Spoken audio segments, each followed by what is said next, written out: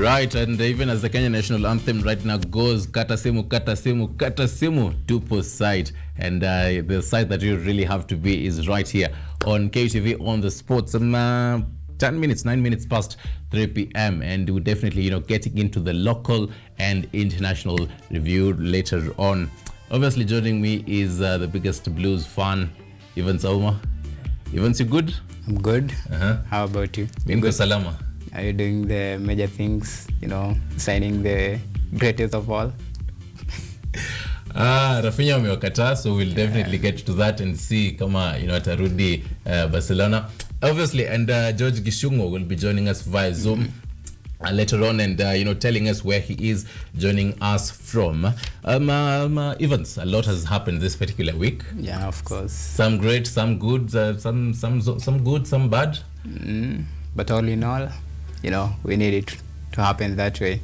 Really though? I mean, I feel like we should actually, start with this particular conversation, the whole financial constraints in matters of sports. Malkia strikers were stretching the begging balls. Tembe pale wakiombaomba. Kenya Morans were also, begging. Our Kenyan football, I feel like actually our Kenyan football, unless you actually have the biggest of sponsors, we don't really hear Kina KCB complain, and most of these teams that are actually sponsored big, but then most of them they felt like we're dead. Mathare United dead. When you look at even other right now, cricket, the Cricket Federation, they're in limbo right now. I think on Tuesday, the government said we don't have money to sponsor you, so you guys look for money and sponsor yourself. Look for sponsors.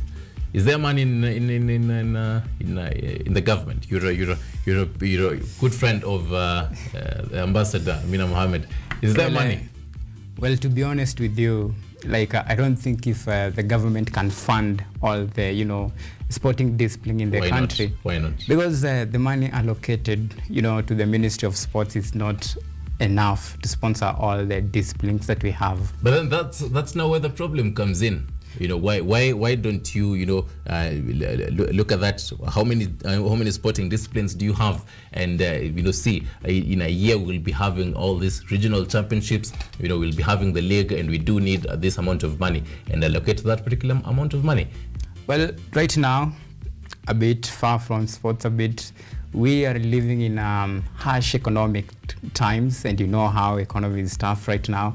I'm not speaking on behalf of the government, but I'm just putting, I'm laying bare the statistics the way it is and the fact the way it is. People right who stole Kemsa money don't know about that. Well, for that, we'll leave it to the, investigative agency to do their work. But as a matter of fact, as far as, sporting discipline is concerned, I think clubs and any other sporting discipline in the country, they need to come up with mechanism of raising or rather even sponsoring their own activities while they wait for, the small bonus that Ministry of Sports allocate them. Because I don't think if any, competitive league, be it, football, rugby, talk about cricket, talk of any other sports that we have in this country can depend on government support just to run their affairs. They need to come up with other mechanism, look for sponsors to, sponsor the team.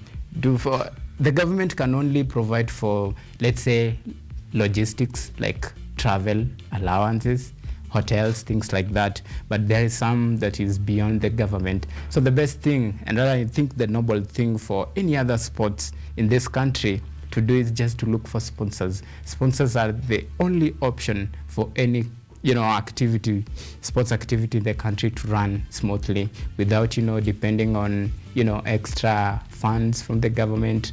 Like what we have seen that has just happened to Kenyan Moran, of course, it's very sad. And as Kenya, really, we hope that things will be fine and we will not be talking about issues like a whole team, a national team, delaying their travel just because there is some few issues that need to be sorted out. So for me, I think going forward, we need to look for ways, to try and solve such kind of issues should it arrive in the future. But we hope that this will serve as a lesson going forward.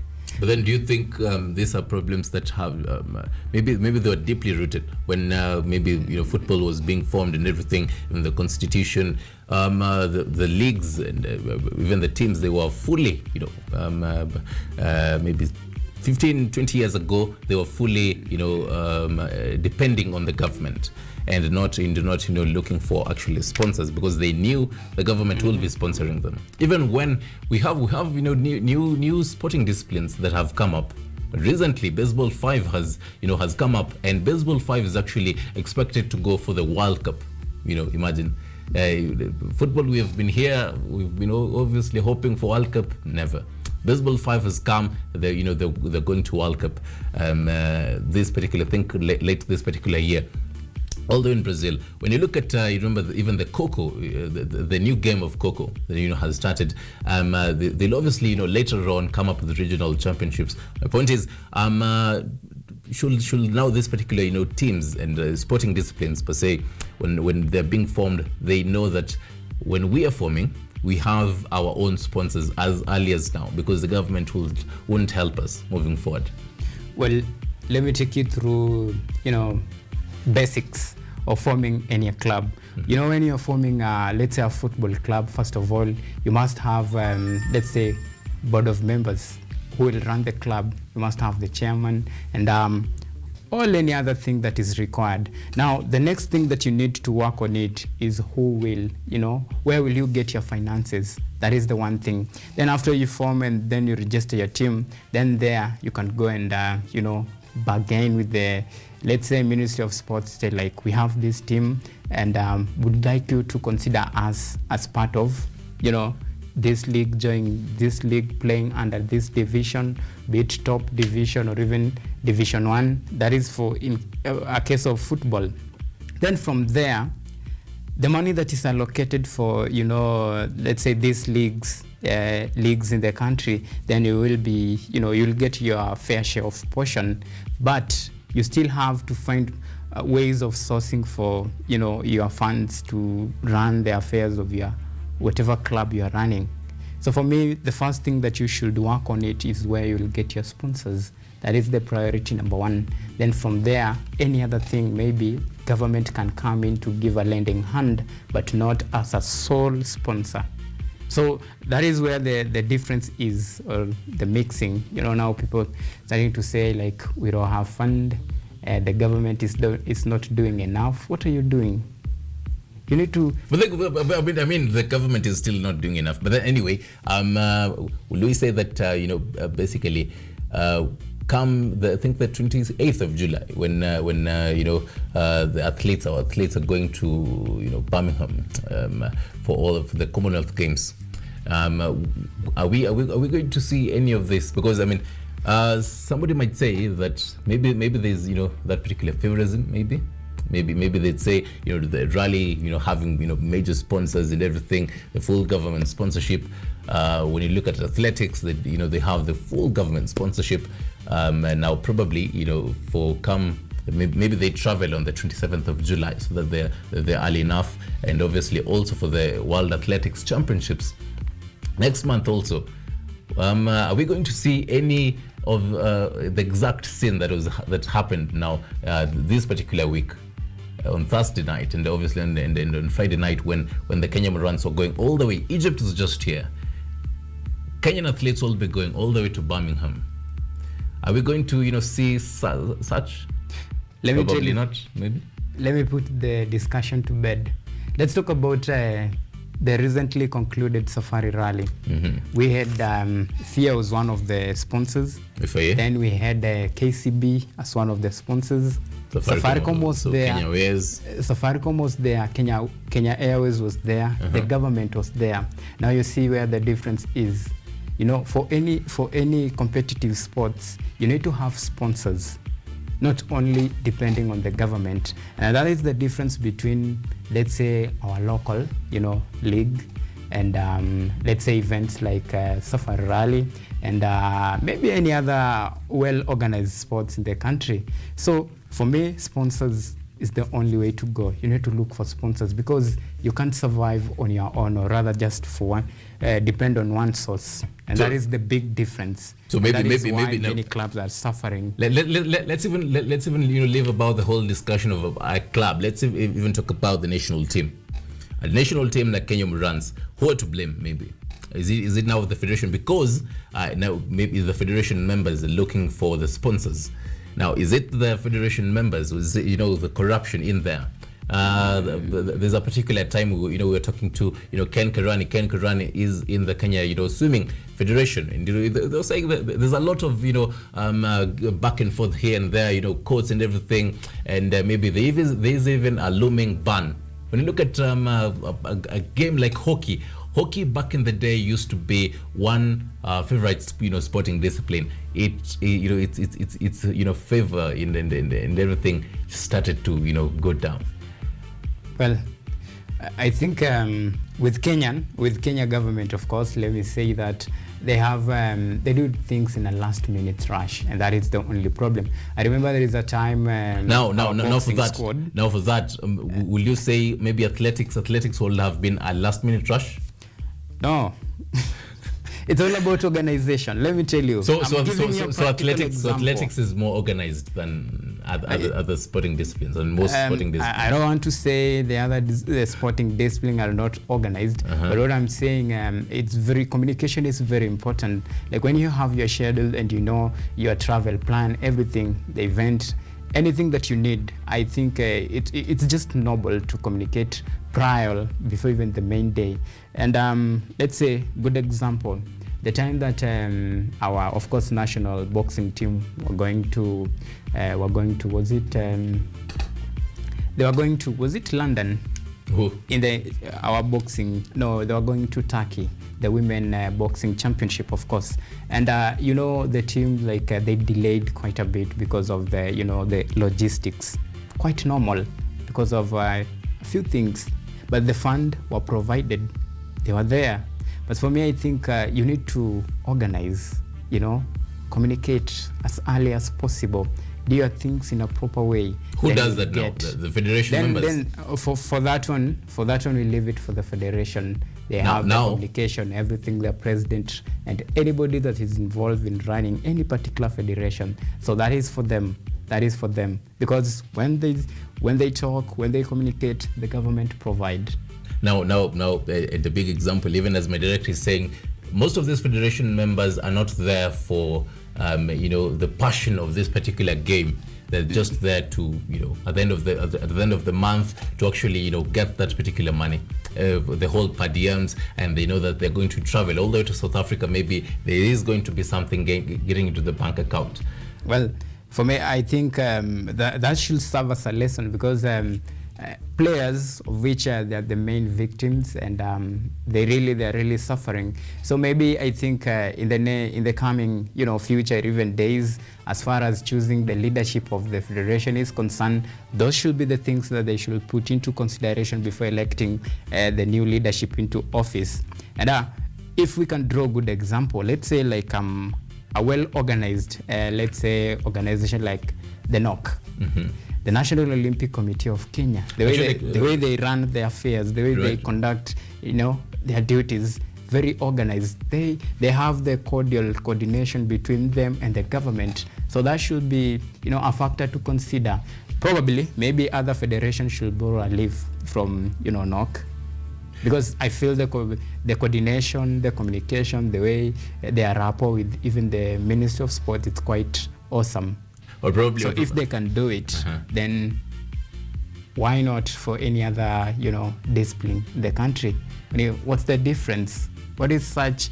Is it so? How will I put it?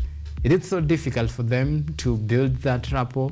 I think the best people to actually talk about that is we invite most of these major federation heads here and actually ask them this particular question. When you look at cricket, the government came in and right now they have, I think, a transitional committee, and They were saying, they told Abina and people, stop interfering with us. Let us handle our own issues. The chairman of that particular office, the chairman Ali Toka. So I personally think that even when you talk about knock, think now this is one of those you really have to be close to the people making these particular decisions. Maybe even the people of knock whether yesterday was Olympics Day. Okay. Yeah. So I think this particular conversation will really talk and talk and talk. We'll definitely get to George Gishungwa. If you can hear me, how are you doing? Very fine, Stanley. How are you? Minko salama sana. Where are you joining us from? Nairobi. Right. Briefly, as we wrap this particular conversation up and get into some rugby action. George Gishungwa, this particular week actually, the government said that there's no money for the sporting federations. So sporting federation heads look for sponsors, and we have seen Kenyan runs, they're stretching the begging balls and saying please help us to even look for money to actually go and play in Egypt. And the FIBA, that is the world, governing body for basketball. They actually had to come in last minute. The, women's, team for volleyball, the Malkia Strikers, for quite a long time, for quite a while, there was a back and forth and all that, looking for money. But then finally, they went all the way to Brazil. There's a long list here, Gishungwa. Is there money in the government to actually cater for sports? Well, Stanley, let me tell you something. This is not the first time that we are hearing that the government has maybe they don't have enough money for the federations, sports federations here in Kenya. We have experienced that before, and maybe they don't have enough money for the federations, sports federations here in Kenya. I feel that.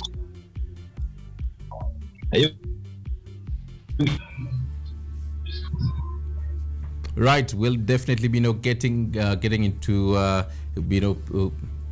right. You can continue, Gishungwa.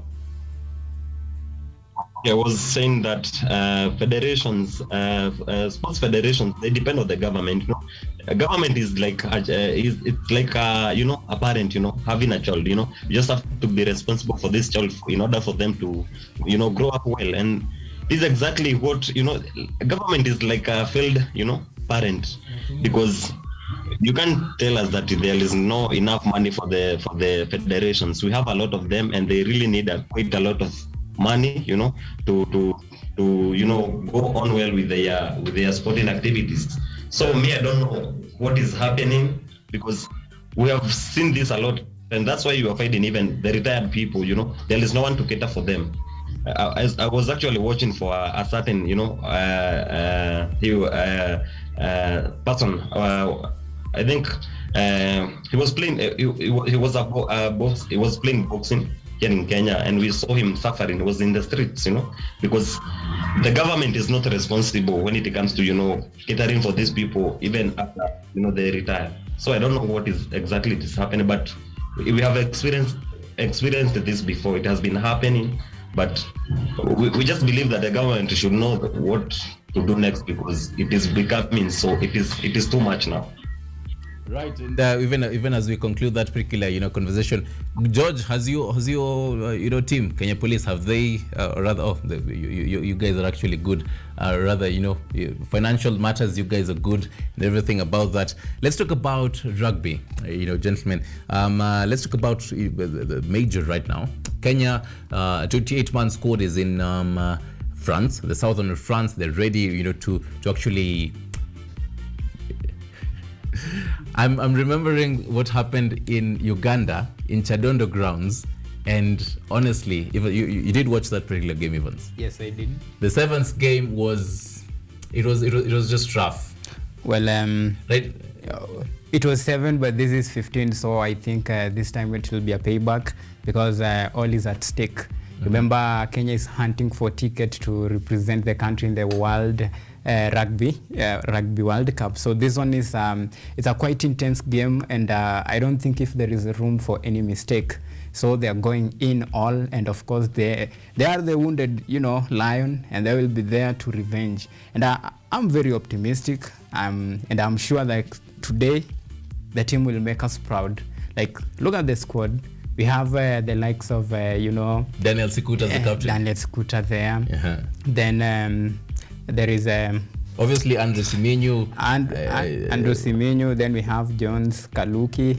He's there. These are the veteran players. They have experience. So what is working out for me, that something that I'm really proud of, blending, experience and the upcoming stars. And that is in terms of finding the team balance. Then that is the good start for any team. So I'm very sure Paul Odera will make us proud. And this time round, of course, we are proceeding to the next round. So I don't think if Uganda will be a big threat to us, owing to the fact that we have been training for this. If you look at the way they had planned their schedule about training, they did it in 3 regions. Of course, there is the Kakamega, of course, that is the Western region, the Nakuru region, and of course, Nairobi. If you're living in Kakamega and you don't have time to come to Nairobi to train, then there is some, mechanism put in place for you to train, to be in good shape.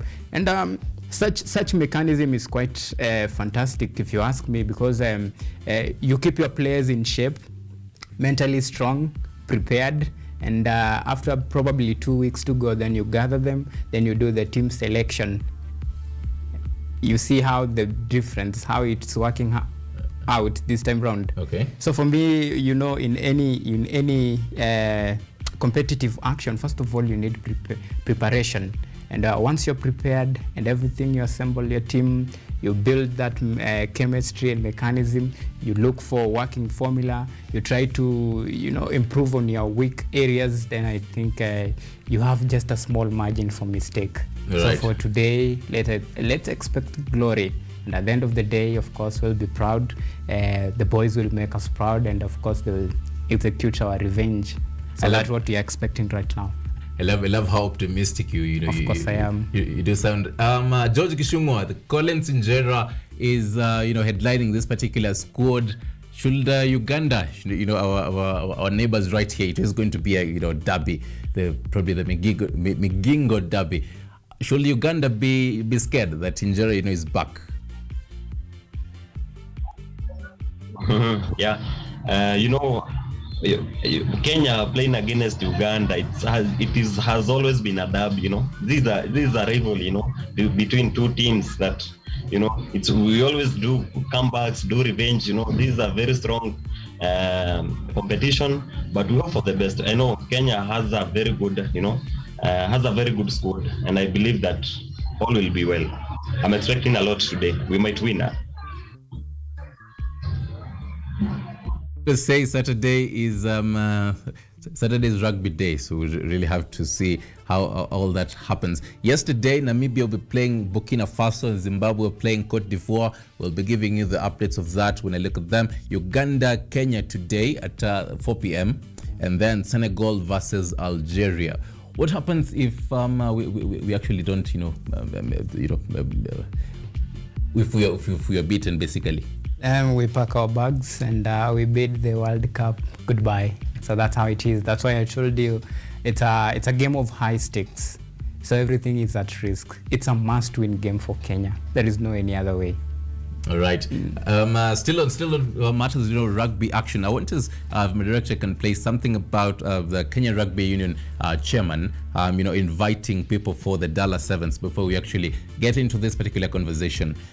The Dallas Sevens will be happening in Kisumu, and we should we'd really be there. Saturday, Sunday. Maybe we go to Kisumu tomorrow. We eat fish. Yes. Well, about the Dallas, I think already there is some matches that have already been played. Yeah. And we have, of course, KCB. KCB, they have really thrashed, Black Blood. As they had promised. 31-0. Wow. What a way. to kick their campaign. And actually, let me take the viewers through this particular the poll rankings and the scores rather so far. KCB are leading right now. They had 58 points. I don't know what that particular score now adds into it. And number 2, Strathmore Leos with 53 points, and number 2, Strathmore Leos 53 points, tying with Menengai Oilers at 53 points, and then number 4, Mwamba RFC with 48 points. Now in the women's also, Mwamba leading with 41 points, then number 2 Top Fry Nakuru Women 37 points, then Northern Suburbs. In that pool A, Mwamba Nondescripts, Top Fry Nakuru, Kisumu RFC, and then pool B we have Menengai Oilers, Cabres Sugar, Daystar University, and Masinde Muliro University. And then pool C. Pool C is one interesting table. Of course. Pool C, we have KCB RFC, Strathmore Leos, and then I feel like in this particular Pool C, KCB and Strathmore are the ones to actually draw loudly. The big boys. The big boys in that particular pool. KCB, Strathmore Leos, Impala RFC, and then Black Blood, and then we have Pool D. Pool D is one interesting one. Not Pool D are majorly underdogs, and if you don't really mention Homeboys, Kenya Harlequins, Zetech University, and then Catholic Monks. That is in Pool D. This will be an interesting one. Of course. The first initial 7 circuit, the first one. Who took it? The first one, I'm not quite sure. I can tell you about the second and the third. Of course, the third was won by Mwamba, and the second one was won by Homeboys. Well, today is quite it's a sad day, of course, for Black Blood. 31-0. That is it's a thorough thrashing. And in as much as we read these results, I know your heart is so heavy to even pronounce the correct results. But let's talk about Group C. KCB, they won bronze in the last edition. This time in the third Driftwood. One. Yeah. In Driftwood 7 in Mombasa. No. The third edition of the National 7 circuit. Yeah. Oh, okay. And this time they are angry. They want to revenge and win that title. And of course, should they proceed past this group, of course, I know with this kind of result for an opening fixture, then they pose to stand a better chance to even proceed. And now they'll face the likes of Mwamba, the defending champions, and that is where the real, drama is. We know KCB is a well-organized team with quality players. We know them. They have the likes of Andrew Amonde, and of course with the Amonde's caliber in the squad, then this is a team that is posed and even is posed for victory. And I remember even in one of the interviews, you could see the way they were very optimistic of winning, despite the number of injury that have really rocked the team. But they are there, and they say they're there to challenge. And by the results showing on to this kind of result, then they mean business. Right. No joking. And of course they'll face, the likes of Strathmore Leos. Of course, this is the real challenge to them. Should they proceed past Strathmore Leos, then we are pretty sure maybe they'll be the next champion. We just hope, because one thing at the mind was to maintain, the league, because right now they are the top of rugby standing, and they want to extend their run, or rather their lead. So that's why they are doing everything they can to make sure that they win. And of course, if we were to look at the other results, of course, Mwamba was playing against Kisumu. It was 27-7. And of course, the other Nodded Script was playing against Kisumu Rugby FC, and they won. So those are the opening matches that we have witnessed. So Kisumu were basically beaten. Yeah, Kisumu, they were beaten at home, and it's sad, but they are the big boys. Right. I think right now, my director, if we can have that particular video of the Kenya Rugby Union chairman inviting people.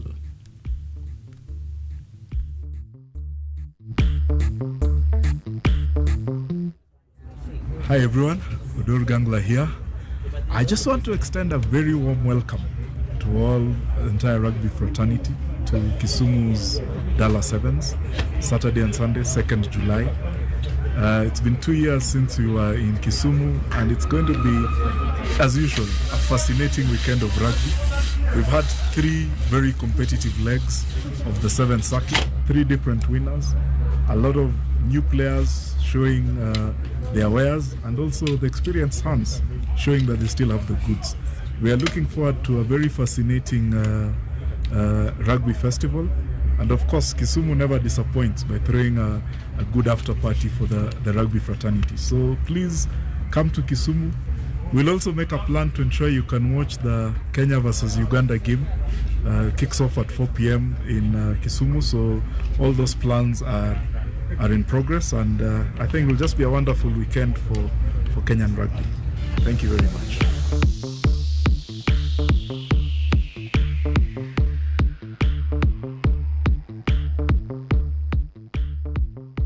Right, and there you have it. Even so you've had him. They're going to make arrangements so that you see that particular game. Yeah, I've seen Gentlemen. that. And even the after party, people to eat. George, George, I don't know if you can make your way from South Bay after this particular interview and head to Dallas Sevens. But then enough of rugby action right now because of time, gentlemen. George Gishungo, the under 20 trials were happening in Nyayo Stadium. Probably a brief review before we continue. Right. I'm being told that we don't have Jijo Gishungo right now. Evans, quite a lot of interesting things right there.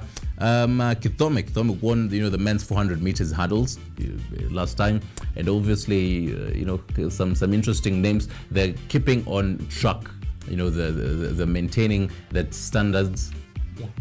Of course, the World Athletic Under 20 Championship, of course, trials is a very important event in our nation, especially if you look at the caliber of athletes that have come through the ranks. We are talking about the likes of now the rising star, Emmanuel Wanyonyi. Who would have thought the star like that? After exemplary performance in the World Under 20 that was held in Kasarani, then from that we have seen the guy transitioning to senior team, and now he's even doing wonders. We saw like it was last weekend. He qualified to represent the country in the World Athletics Championship that will be held in Oregon, and that shows the kind of seriousness that we need to put in this kind of trials. And of course, because it is from here that we get our stars when the likes of Kipchoge decide to hang their boot. So in fact, today we have some rather interesting name, Winnie Chepngetich. For the longest time, I think maybe she's the first Kenyan female to at least qualify for long jump. For so long, we have never participated in those kind of events simply because we missed the qualifying time. But this one really surprised many today when he clocked the qualifying time. She clocked it, yeah, and he'll be presenting Kenya in the long jump. So that's a good plus, and we hope that with this kind of results and surprise that our under 20 are showing us, we hope that they will replicate same surprise to the main event. Because you look, when we talk another sensational star, Harrison Wanyonyi, of course, the walk race. Mm-hmm, yeah. You saw what he did. Yeah. And yesterday he qualified, and we expect he will do us wonders there in Colombia. So this is a very interesting squad, and I'll really be interested to see what they will produce, because they are the defending champions. They were overall ranked top as far as World Under 20 Athletics Championship is concerned. So this is a strong squad, and we hope that they will continue to shine even higher. Look at the names that we are looking at: Vincent Keter, Emmanuel Simiyu, Amos Serem, Harrison Wanyonyi. But of course, if you look at the 3 names, Emmanuel Simiyu, Amos Serem, and Vincent Keter, now these are the future stars for Kenya. Okay. 2 of them already are, in senior senior team. That is Amos Serem and Emmanuel Wanyonyi, even Vincent Keter. Right. Yeah, amazing stars. I want us now to shift focus to lastly matters local sports. The whole FIBA World Cup qualifiers that started yesterday, and I hope even the names that you're mentioning, Akina Harrison, there'll be money for them so that they won't be begging. Now Kenya Morans on Thursday. No, actually, starting this particular week, they were saying we don't have tickets to fly out to Egypt and play this particular games. And finally, FIBA, the governing body came on board and helped them. A 10-man squad went there, and apparently we thought that they're going to play the first game against DR Congo, but then it didn't happen. They forfeited that particular match. They came in late. Today they have a game against Egypt. Of course. Do we think that they are mentally prepared for this? Based on the fact that the whole week this particular player has been forfeiting maybe even their duties. Maybe they saw that. Yeah. When FIBA intervened in Moran's case, was it because of lack of finances, or was it because of the status of the team? Because we're talking about a team that has lost the past two window. It's two. Remember, we have two window, one of which they still lost. In Dakar, Senegal. In Dakar, Senegal, again they lost. Now there is window 3.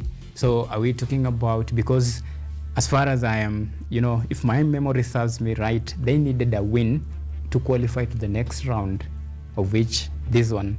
So I don't know if FIBA's intervention was based on the performance or the finances. The finances, because they didn't have to, they had to travel all the way to Dar es Salaam, so that they can have a direct flight all the way to now Egypt. Now they didn't have the whole tickets to even the visas now to Dar es Salaam to actually go all the way there. But then they're in Egypt right now. They're preparing for that particular game at is it 10 p.m. Yeah. 10 or 11 p.m. is South African time, I think. Are they prepared really for this particular game? Well, for me, if you ask me, I think the team with all the ups and downs that the team are experiencing right now, I don't want to say they are in a stable mind or their mentality is 100% okay, but I think they are there to prove a point, because just like I said about our Simba, all is at stake. They need to win in order to advance. As things stand right now, they are at worst position, because in that particular group they are actually in the log, they are in the probably bottom with only 3 points. Leaders are Senegal, then DRC Congo, then we have Egypt. Now the only team that will proceed to the next round are the top 3. So they have to really fight for that top 3. But as things stand, yesterday they missed their opening match. So it was a walkover for DRC Congo. Today they face Egypt, a very strong side. So for them to proceed past Egypt, it will require a miracle. If I were to speak, logically speaking, and actually a miracle. And actually, it's very true, because Judge, I'm being told George Gishongo is back. Welcome back, George. Will definitely. I really want to know what you think about how prepared the Kenya Morans are in the second window in Dakar, Senegal. Kenya lost 105-51 to Egypt. Yeah. So today again, George, do you think out of all this particular back and forth matters, finances, do you think Kenya Morans are actually ready for this particular game tonight? Well, Stanley, I think Kenya Morans, they were supposed to travel yesterday. I don't know what exactly happened. We never got the full information of what happened. Rather, they were supposed to, it was postponed, and it was said that they are supposed to travel today by 4. I think it is some few minutes to time. They are supposed to take a flight to Cairo, and I'm not even sure whether they have gone, because they were using the word might, and the word might is a 50-50 thing. You don't know whether they will go or they won't go. So I'm not very sure, but for now, we have actually, they have missed a lot in terms of, preparations, mentally. They might be, prepared well physically, but mentally, sometimes you just have to have that, that little time to prepare yourself mentally and, be sure that it is time to play. And I think we just wish them all the best if they will play. And we hope that things will just go on well. As FIBA World Cup qualifiers 2023 now. Remember this particular, now the World Cup will be played in 3 countries: Philippines, Japan, and Indonesia, and it will start on the 25th of August to the 10th of September. Even so, I feel like we should really buy tickets till next year and renew our passports. Anyway, let us take a look at today's games. Actually, Cape Verde will be playing against Uganda. Now that is for the FIBA World Cup qualifiers in Egypt.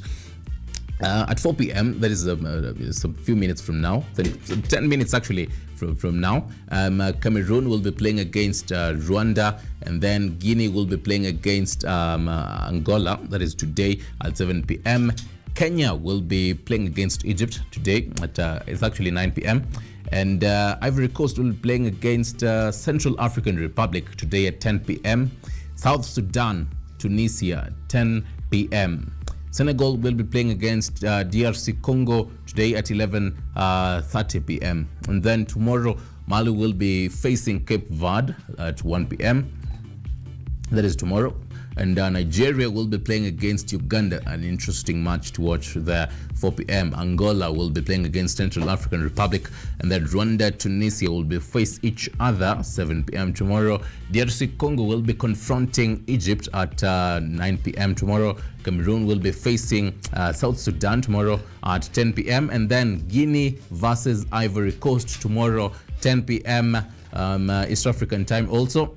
Sorry. Then Senegal, a final match there. Senegal versus Kenya tomorrow at 11:30 p.m. Remember, the last time we played against Senegal, they beat us 155. But then enough of all that matters basketball. George Gishungwa, the transfer rumors, they're quite interesting right now. What's the most interesting transfer rumor that you've that you have encountered so far for the English Premier League as we start this particular conversation? There are so many, but Sadio Mane, going to Bayern, that was one of the best because in terms of salary, the guy has actually, he has doubled. That was a very planned, a transfer, and that was the best for me so far. But for us, Manchester United, we have a lot to do.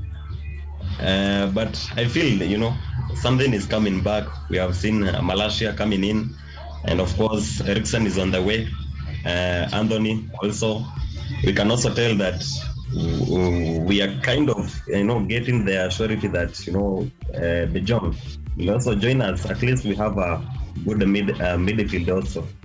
So there is a lot that is coming, but the main one that I saw that was a very planned and a well-organized transfer deal. That was for Sadio Mane going to Bayern Munich. Thank you. Evans, Rafinha, this particular moment has come that we were to discuss this.